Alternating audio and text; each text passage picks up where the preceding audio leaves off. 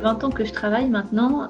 Tous mes postes, je les ai vécus dans la fonction publique, territoriale et puis après enseignement supérieur et recherche.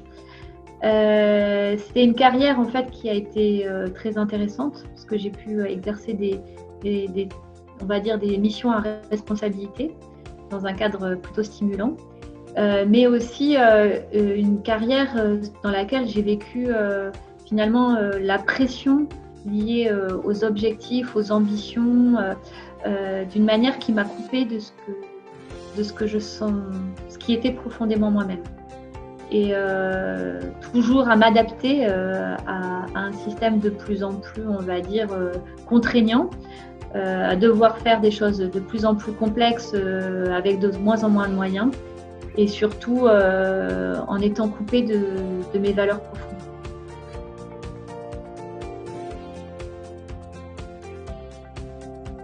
Alors ce parcours m'a apporté, on va dire carrément l'opposé, dans le sens où je me suis retrouvée à être profondément à l'écoute de ce qui me constitue, de mes envies profondes.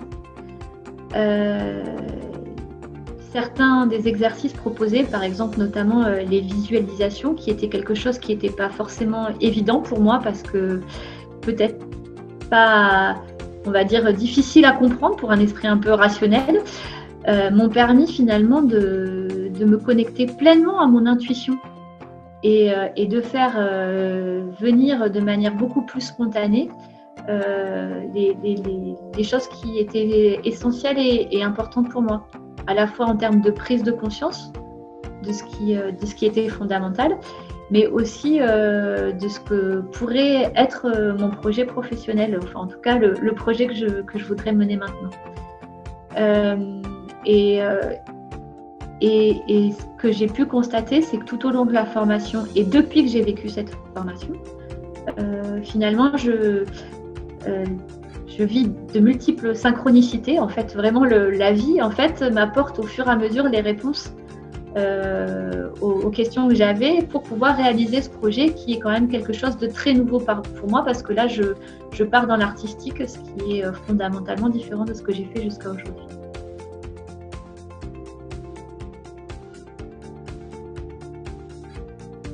Alors pour moi, il y a deux aspects. La distance n'a pas du tout été un frein. Pour moi, au contraire, ça a été un apport. Premièrement, parce que j'aurais pas pu la faire autrement.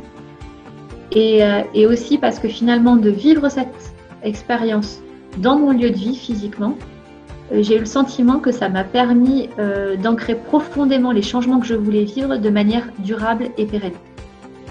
Par ailleurs, l'apport du groupe a été une chose extrêmement riche parce que finalement, c'est des personnes que je ne connaissais pas du tout avant de vivre cette formation, mais dont le regard était très juste et m'a permis vraiment d'avancer dans mes réflexions et dans la formulation de mon projet. J'ai trouvé ça très intéressant finalement, l'interaction qu'il y avait entre nous toutes.